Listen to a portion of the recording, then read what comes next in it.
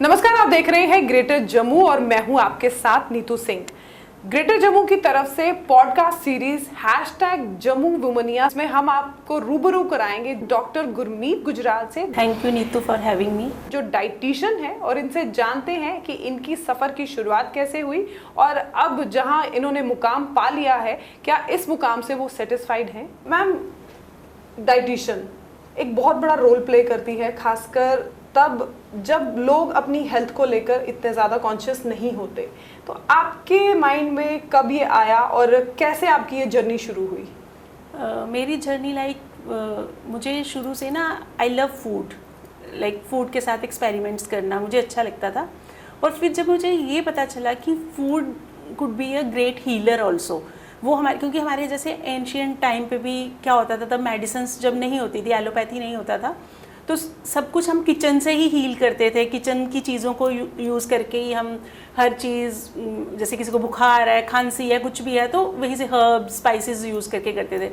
फिर मुझे लगा कि अब क्यों नहीं हो सकता वो, और काफ़ी डाइटिशियंस इसके ऊपर काम कर रही हैं जो मेरे से पहले। लेकिन जम्मू में जब मैंने स्टार्ट किया, जब अपना क्लिनिक इन 2014, तब तक यहाँ पे कोई भी प्राइवेट ओपीडी नहीं करता था कि जो लोगों को ये सेवा दे सके, लोगों को बता सके कि कैसे हम किचन में जो आपके पास रेडली अवेलेबल चीज़ें हैं उनके साथ भी आप अपने को हील कर सको। तो then I took this initiative and I started my clinic. और उसके बाद by the grace of God, Waheguru ji, मेरे को वापस मुड़ के देखना नहीं पड़ा। और आज मैं जहाँ पे भी हूँ, ये मुझे लगता है कि वाहिगुरु की असीम कृपा है या मेरे जो पेशेंट्स हैं उनकी ब्लेसिंग्स हैं, जिनकी वजह से मेरा काम जो है वो आगे चल रहा है और लोग मेरे से हील होके जा रहे हैं। तो कभी ऐसा लगा कि क्योंकि जम्मू में ये कंसेप्ट बहुत अभी नया है, जम्मू में अभी लोग अवेयर नहीं है डाइटिशियन, जब हम वर्ड सुनते हैं तो हमारे दिमाग में यही आता है कि शायद वो जीरो फिगर बनाने में डाइटिशियन हेल्प करते हैं।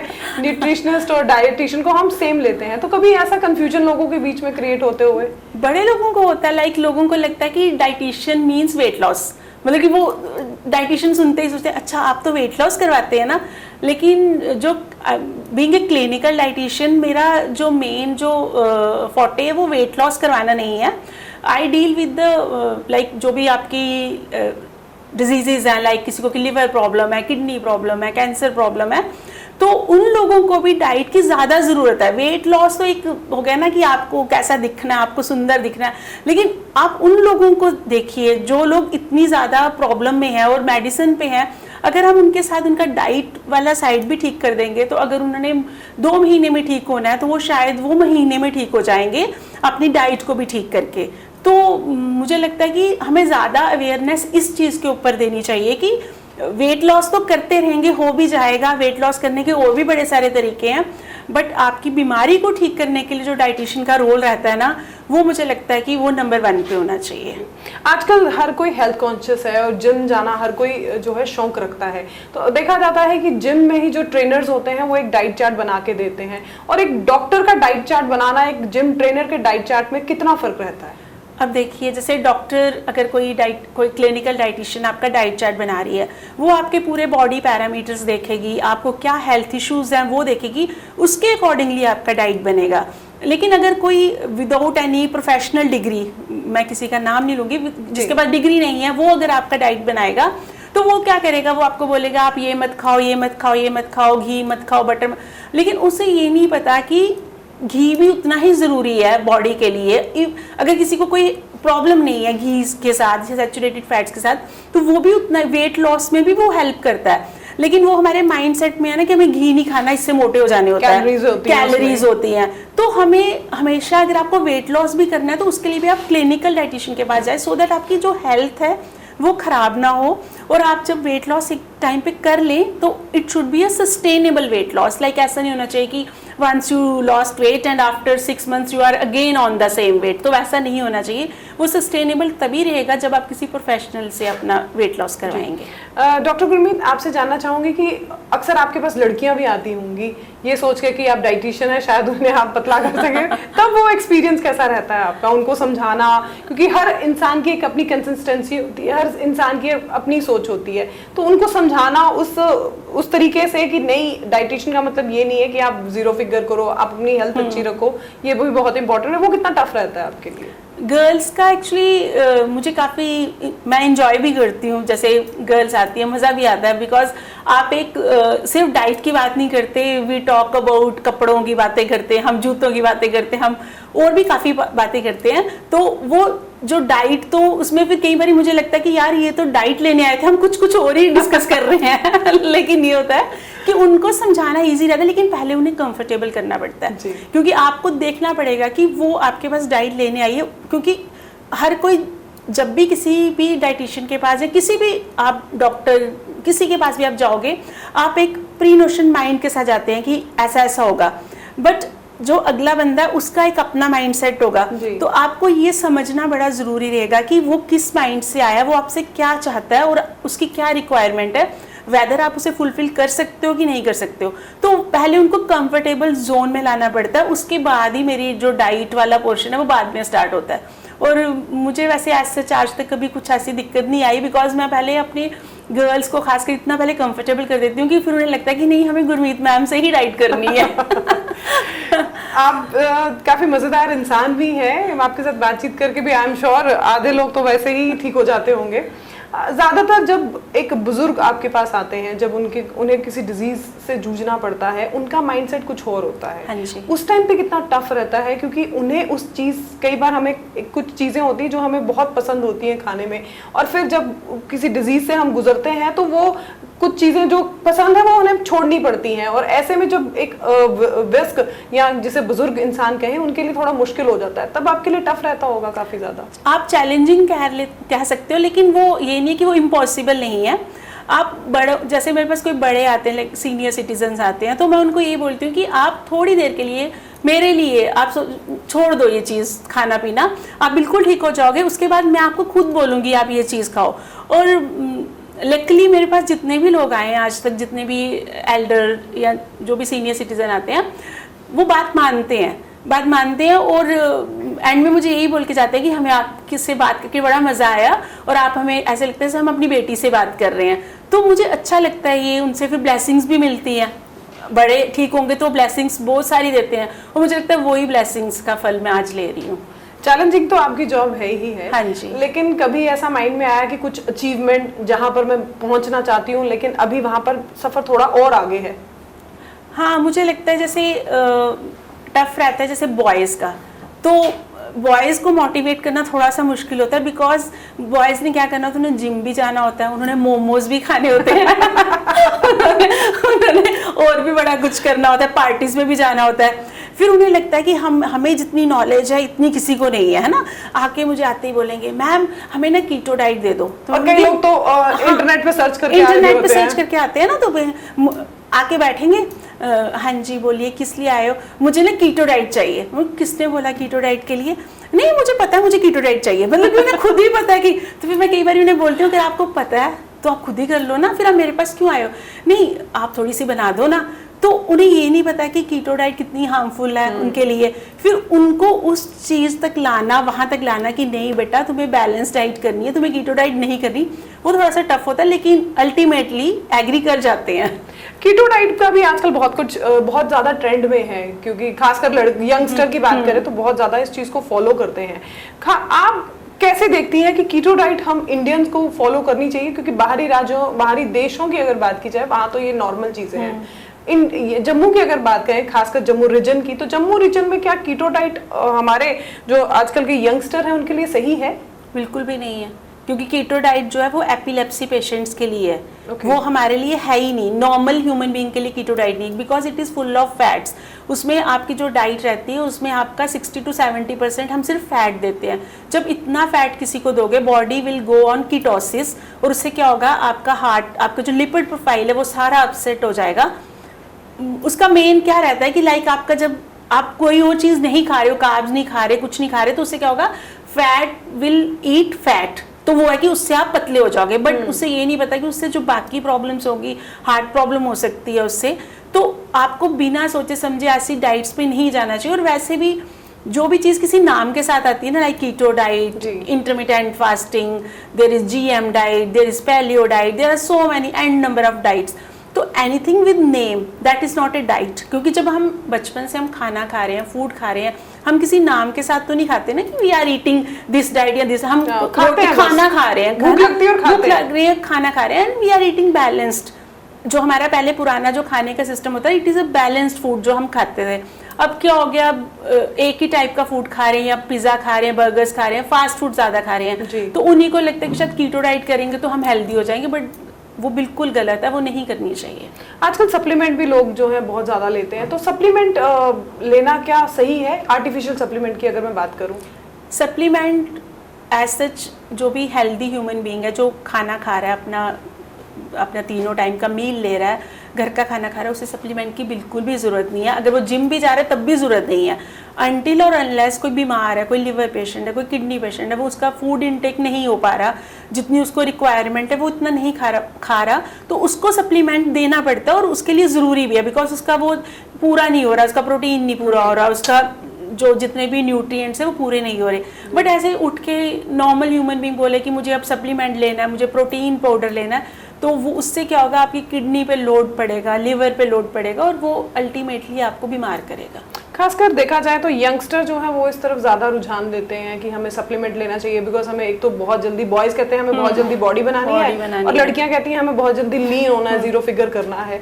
तो उनके लिए आप इस पॉडकास्ट के माध्यम से कोई मैसेज देना चाहती हो? मैं उनको यही बोलना चाहूँगी कि आपने ये सप्लीमेंट की तरफ बिल्कुल नहीं जाना, क्योंकि सप्लीमेंट में आपको थोड़े टाइम के लिए आपको फील गुड फैक्टर आ सकता है कि आपको शायद लगे कि मुझे वो चीज़ मिल गई है, बट आपको लेटर ऑन आपको पता चलेगा कि किडनी में प्रॉब्लम आ गई है, क्रिएटिनिन बढ़ गया आपका, या लिवर में लिवर फाइब्रोसिस इतने लोगों को हो रहा है जो लोग सप्लीमेंट्स लेते हैं। तो प्लीज़ सप्लीमेंट मत लीजिए, अपना बैलेंस्ड खाना खाइए। अगर आप बैलेंस्ड आपको नहीं समझ आ रही तो आप किसी प्रोफेशनल की हेल्प से बैलेंस्ड अपना डाइट चार्ट बनवा सकते हैं, उसके अकॉर्डिंगली खाइए, आपको सप्लीमेंट की ज़रूरत ही नहीं पड़ेगी। Ma'am, being as a professional, आपको क्या लगता है हमारी दिनचर्या एक हेल्दी इंसान के लिए क्या एक प्रॉपर मील होना चाहिए सुबह से लेकर शाम तक? क्योंकि हम लोग कहते हैं कि सुबह हेल्दी ब्रेकफास्ट होना चाहिए, दिन में नॉर्मल होना चाहिए, और रात को कोशिश करें जितना आप खा रहे हैं उसका आधा खाएं। तो ये आपके हिसाब से एक परफेक्ट मील प्लान पूरे दिन भर के लिए क्या होना चाहिए? अगर आप किसी हेल्दी ह्यूमन बीइंग की बात करें तो हमें अपने जो दिन की शुरुआत है ना, वो कभी भी चाय से नहीं करनी चाहिए।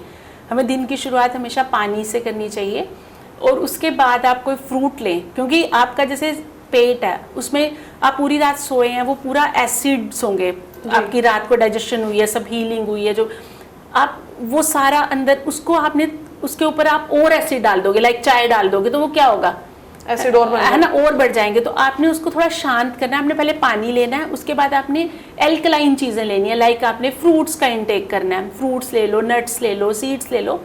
उसके बाद आपने you have a healthy balanced meal लो, अपने जो घर का बना हुआ।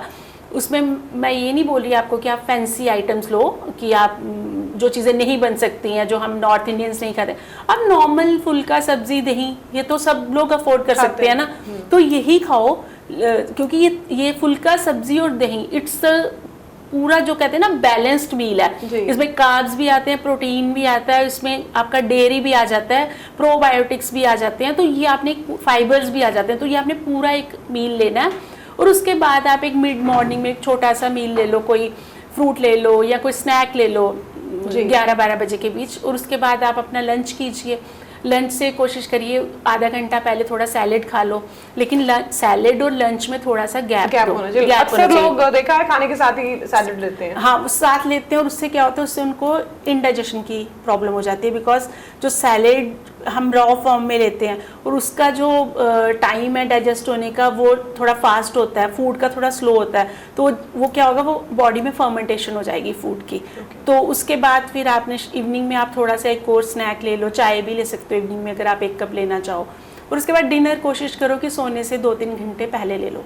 मैं ये नहीं बोल रही हूँ कि आप 7 बजे या 8 बजे डिनर करो, अगर कोई 11 बजे सोता है तो वो 9 बजे तक कर ले, 8 बजे तक कर ले। अगर कोई 12 बजे सो रहा है तो वो सोने से 1 या 2 घंटा पहले, 2-3 घंटे पहले कर लो। डिनर के बाद थोड़ी सी वॉक कर लो, 15-20 मिनट की वॉक करो। तो अगर आप यही चीज़ इतना ही करोगे ना, तो आप देखना आपको कितनी आपके हेल्थ इश्यूज रिजॉल्व हो जाएंगे और आपका उससे वेट भी कम हो जाएगा। आजकल गर्मी का सीजन है और गर्मी के सीजन में हमें पता ही नहीं चलता, कई बार हम लोग एक्स्ट्रा खा लेते हैं तो हमें प्रॉब्लम हो जाती है, और कई बार हम लोग कम खाते हैं तो उससे भी हमें प्रॉब्लम हो जाती है। इस मौसम में कौन से ऐसे फ्रूट्स हैं जिन्हें ज़्यादा खाने से हम हाइड्रेट भी रहेंगे और खाना भी हमें जो अच्छे तरीके से खाना चाहिए? अगर हम इस मौसम में क्या होता है, हमें जितने भी वाटरी फ्रूट्स हैं ना वो इनटेक करना चाहिए। लाइक जैसे आप वाटरमेलन ले लो, मेलन ले लो, ये सारे वाटरी फ्रूट्स हैं जिनमें वाटर कंटेंट थोड़ा ज़्यादा रहता है। Coconut water you can have, lemon water, BECIL seed water, काफ़ी ठंडा रहता है वो ले सकते हो। और आपने लस्सी ले सकते हो, दही ले सकते हो। जितनी भी ऐसी चीज़ें लोगे ना उससे आपका एक तो पेट में कूलिंग इफेक्ट रहेगा। चाय कॉफ़ी कम से कम लो, बिकॉज एक तो वैसे भी वो हॉट है, कैफीन है, ऊपर से वो आपको डिहाइड्रेट भी करती है, तो वो उसका इंटेक कम करो। और वाटरी फूड्स का ज़्यादा इंटेक रखोगे। कोशिश करो वेजिटेरियन फूड ज़्यादा लो समर्स में, बिकॉज जो हमारा डाइजेस्टिव सिस्टम होता है ना वो थोड़ा स्लो डाउन हो जाता है। तो अगर आप ज़्यादा चिकन, मीट, ये चीज़ें लोगे तो उससे आपको हीट जनरेट होगी बॉडी में और आपको प्रॉब्लम हो सकती है एसिडिटी वगैरह की। मैम आप बाहर भी गई होंगी, दिल्ली जैसी बड़ी बड़ी मेट्रो सिटीज़ में, जम्मू में जम्मू में तो आप रहती ही हैं, कितना फ़र्क देखती हैं वहाँ पर और यहाँ पर? बीइंग एज डाइटिशियन, लोगों की जो दिनचर्या है या लोगों का खान पीन है उसमें कितना फ़र्क देखती हैं? काफ़ी फ़र्क है, लेकिन फिर भी मुझे लगता है कि हम जो इतनी छोटी सिटी में रहते हैं जम्मू में, it's a blessing, it's a real blessing. Because इतनी छोटी सिटी में ये है कि हमारी हर चीज़ हमारे पास है। लाइक हमें सब्जी लेनी है तो पास में हमें फ्रेश सब्जी मिल जाएगी, फ्रूट्स मिल जाएंगे। बड़ी सिटीज़ में तो ये है कि फिर या तो फिर आप ऑर्डर करके घर पे मंगवाओ और वो पता नहीं कब की है या क्या है, फ्रेश है अभी नहीं है। तो ये काफ़ी बड़ा बून है छोटे सिटी में रहने का। लेकिन छोटे सिटी में ये है कि बड़े सिटीज़ के लोग ये है कि वो थोड़ा डाइटिशियन वगैरह थोड़े अवेयरनेस ज़्यादा है, तो वो नॉर्मल भी जो लोग हैं जिनको कोई हेल्थ इशू नहीं है वो भी अपना एक ना प्रोफेशनल एक उससे अपनी डाइट बनवा लेते हैं, चार्ट बनवा लेते हैं कि हम कैसे कैसे अपनी दिन की रूटीन रखें, कैसे कैसे खाएं। हमारे सिटी में अभी इतना है नहीं है, क्योंकि कई लोग होता है कि अच्छा इन्होंने क्या देना है, यही तो लिख के देना रोटी सब्जी, मैं भी तो यही खाता हूँ, मैं खुद ही खा लूँगा है ना। उनको ये लगता है कि इसमें कौन सी बड़ी बात है ना। वो उन्हें लगता है कि ये कौन सा बड़ा कुछ काम करेंगी, यही तो लिखना है, मैं भी तो यही खाता हूँ। कईयों को आप डाइट दोगे, बोले हाँ मैं भी तो यही खा रहा हूँ, आपने क्या स्पेशल किया इसमें। तो उन्हें ये चीज़ का फ़र्क नहीं लगता कि स्पेशल इन द सेंस कि लाइक बीइंग ए डाइटिशियन मैंने तो वही चीज़ देनी है ना लिख के, अब मैं उसमें कुछ क्या दूंगी। मतलब fancy foods I don't give, लेकिन अगर कोई लेना चाहता है फैंसी तो फिर मैं उनसे पूछती हूँ। बिकॉज बड़े सिटीज़ में ये है कि लोगों को लगता है कि अच्छा हमारे पास इतना टाइम नहीं है, हमें पता ही नहीं है क्या खाना है, वो सोचते हैं कि चलो प्रोफेशनल की हेल्प ले लेते हैं। तो यही फ़र्क है। अदरवाइज मुझे लगता है छोटे सिटी में रहने का कुछ अलग ही मज़ा है। स्कूल्स की आजकल बात करें तो छोटे छोटे बच्चे जो हैं उनके लिए आजकल डाइट प्लान आता है कि आज के दिन ये लंच बॉक्स में होना चाहिए, फ्रूट ऐड होने चाहिए, नेक्स्ट डे सैंडविचेस होना चाहिए। वहाँ पर आप अपने आप को कैसे आंकती हैं? क्योंकि बच्चों की डाइट तो बहुत ज़्यादा इंपॉर्टेंट होती है, कि ग्रोइंग एज होती है और उनके लिए हर चीज़ माओ को खासकर बहुत नाप तोल के रखनी पड़ती है। बच्चों का अब जैसे वो उनके पहले से मेन्यू डिसाइडेड होते हैं ना, आज फ्रेंच फ्राइज लेके आएंगे, लेकिन वो किसी डाइटिशियन ने तो बनाए नहीं होते, वो जस्ट फॉर फन होते हैं। वो मुझे लगता है टीचर वगैरह कोई बनाता होगा।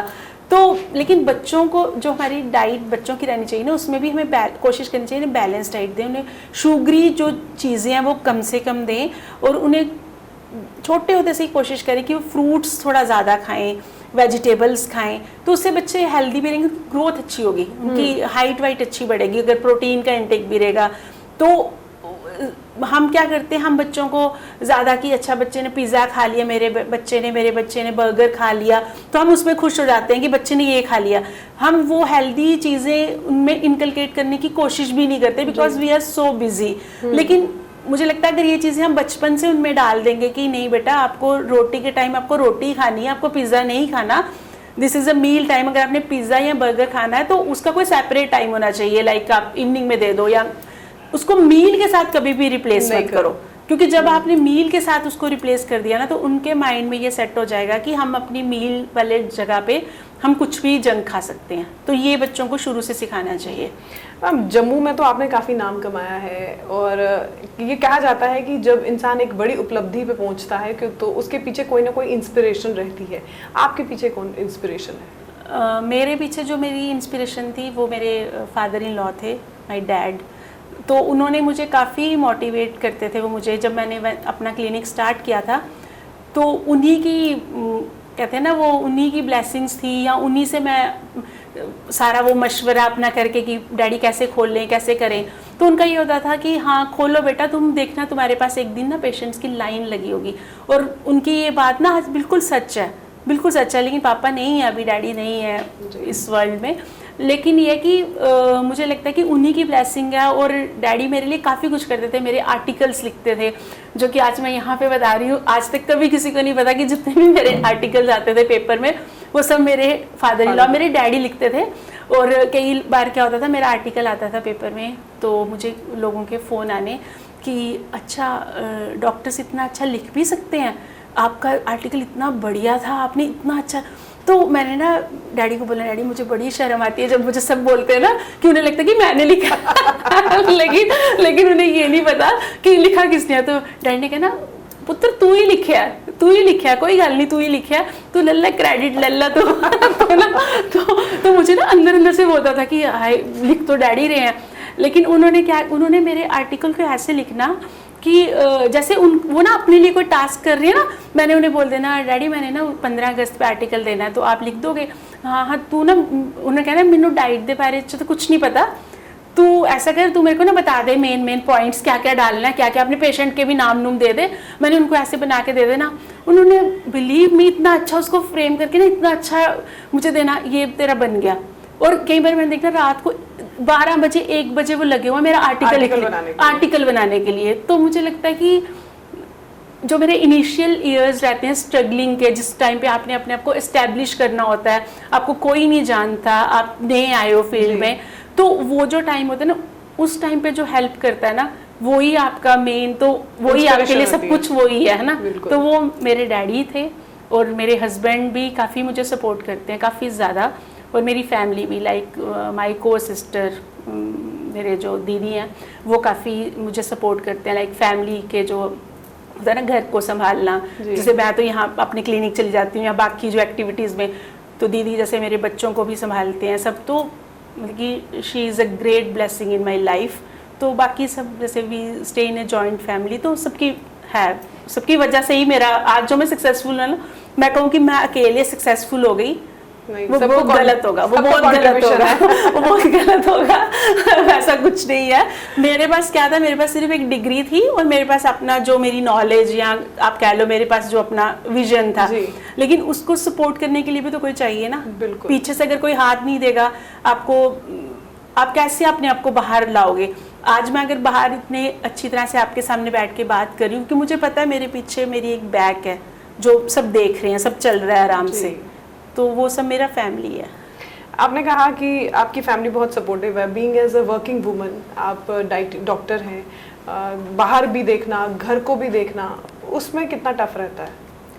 मुझे तो आज टचवुड अभी तक कभी कुछ ऐसा लगा नहीं कि फैमिली सपोर्ट की वजह से फैमिली सपोर्ट की वजह से मुझे कभी नहीं फील हुआ कि मैं मतलब कि मैरिड हूँ, मेरे बच्चे हैं और मुझे बाहर भी जाना है, काम भी, कभी कुछ नहीं होता। जब कुछ भी आ जाए, मेरे को असाइनमेंट कुछ भी आ जाए, मुझे सिर्फ अपने दीदी को इतना बोलना होता है कि दीदी मेरा ये कल वहाँ मुझे जाना है तो मैं जा रही हूँ, बस। तो उन्होंने कहना ठीक है। उसके आगे मुझे कुछ नहीं सोचना होता कि मेरे घर पे खाना कैसे बनेगा या बच्चे खाना कैसे खाएंगे या मैं जब घर जाऊंगी तो मुझे घर जाके कुकिंग करनी है, वैसा कुछ नहीं है। सब कुछ अपने आप होता है। जैसे मैं अपने पेरेंट्स के घर पे रहती थी शायद वैसे ही मैं यहाँ पे रह रही हूँ, उससे भी बेटर, क्योंकि वहाँ पे तो फिर भी कभी कभी लगता है ना मम्मी बोल रही है कहाँ जा रहे हो, डैडी बोल रहा तो यहाँ पे तो आप इतने मैच्योर हो, आप इतने बड़े हो तो आपको सब सपोर्ट करते हैं। वैसा कुछ भी नहीं है, मतलब कि एवरीथिंग इज मतलब बोलते हैं स्मूथली चल रहा है। आप एक अच्छी पोस्ट पर हैं, अच्छी जगह पर पहुंच चुके हैं। 10 साल का सफ़र कोई छोटा सफ़र नहीं होता, बहुत लंबी जर्नी होती है, बहुत कुछ आपने हर्डल्स भी देखे होंगे, बहुत कुछ चैलेंजिंग भी रहा होगा, लेकिन अब आप एक सक्सेसफुल डॉक्टर हैं, डाइटिशियन हैं। आपने आपका एम क्या है? वो कहते हैं ना, जहाँ एक पीक तक पहुंचना है, फिर उसके बाद इंसान कहीं ना कहीं सेटिस्फाइड हो जाता है कि अब मैं उस जगह पे हूँ जहाँ मैं पहुंचना चाहती थी। आपका क्या है? मेरा ऐसा एम तो मेरा ये है कि मैं नंबर वन मुझे लगता है JNK में, आई थिंक सो कि मैं नंबर 1 हूँ JNK में, क्योंकि जहाँ तक मुझे लोगों से पता चलता है कि अच्छा आप, जैसे मैं बाहर जाऊँ कहीं तो अच्छा आप गुरमीत गुजराल आप हो, तो मुझे लगता है अच्छा यार कुछ मैंने अचीव कर लिया ऐसा, अच्छा कि लोग मुझे पहचानना शुरू हो गए हैं ना। तो लेकिन ये मुझे लगता है कि मैं नॉर्थ में फिर नंबर 1 हो जाऊँ, और फिर मुझे लगता है इंडिया में एक टाइम आएगा कि जब गुरमीत गुजराल लोगों को पता चलेगा कि अच्छा जम्मू जैसे एक छोटे से सिटी से एक डाइटिशियन है और जो कि इतनी फेमस है, तो मैं अपनी सिटी का नाम भी रोशन करना चाहती हूँ, जम्मू का नाम भी। हाँ, कि जम्मू को लोग एक ना उस पे देखें कि अच्छा ये जम्मू की डाइटिशियन है जो नंबर 1 पे चल रही है, जिसके बाद सेलिब्रिटीज भी आ रहे हैं वहां से क्योंकि हमारे पास तो वहां से कोई नहीं आएगा ना, मुझे पता चले कि वहां से अच्छा सलमान खान आया गुरमीत गुजराल से डाइट लेने। तो सबने काफी अभी बहुत आगे, अभी जर्नी लंबी है आपकी। चलिए, हम ग्रेटर जम्मू की तरफ से आपको बहुत बहुत शुभकामनाएं, ऑल द बेस्ट। तो ये थी हमारे साथ डॉक्टर गुरमीत गुजराल, जो डाइटिशियन है पिछले 10 सालों से और लोगों की मदद कर रही है। डाइटिशियन का मतलब ये नहीं कि आपको अपने आप को स्लिम करना है, डाइटिशियन का मतलब होता है कि आपको प्रॉपर डाइट आपकी बॉडी के अकॉर्डिंगली आपको कैसी दी जाए। तो एक छोटी सी मुलाकात, आई एम श्योर आपको इस मुलाकात में बहुत कुछ सीखने को भी मिला होगा, और इस मुलाकात के बारे में आप क्या कुछ बताना चाहते हैं कमेंट सेक्शन में कमेंट करके जरूर बताइएगा। अगले एपिसोड में एक नई हस्ती के साथ हम आपके सामने पॉडकास्ट #जम्मू में हाजिर होंगे। तब तक के लिए मुझे दीजिए इजाजत। कैमरामैन अजय साडू के साथ मैं नीतू सिंह, ग्रेटर जम्मू के लिए। धन्यवाद।